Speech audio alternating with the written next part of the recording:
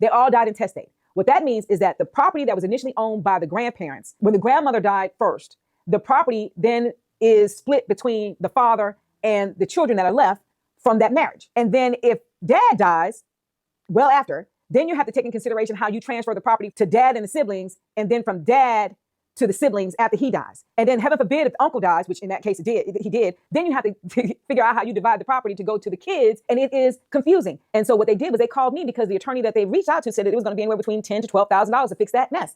And I told them, I said, yeah, that's about right, $10,000 to $12,000. And the first thing that they said was, well, who's going to pay it? Well, it comes out of the estate. So somebody has to pay it first, and then they get reimbursed after everything is sold from the estate. But then they said, well, we don't want to sell the property because it's family property. It's a mess.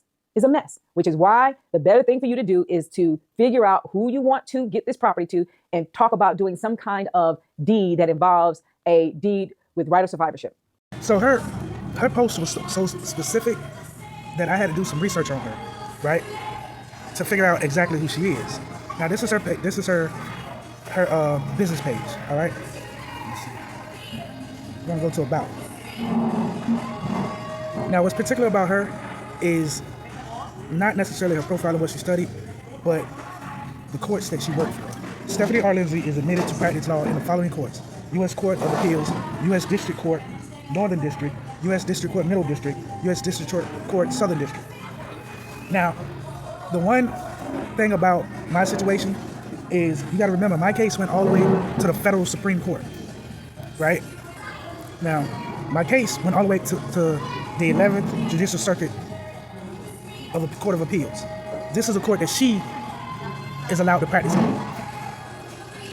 So to be clear, she is allowed to practice on this Court of Appeals, this court, which means to me, she probably, most likely, know a lot about my case because she probably read my documents. Now they'll lie and say they didn't, but they did. Now another thing that I always do when I talk about these people is I search their Facebook page and I see who they follow and who follow them. Let's look at who follows her. This person right here, that's my cousin. That is my cousin. So that further tells me that she probably knows something about my case. I'm not stupid.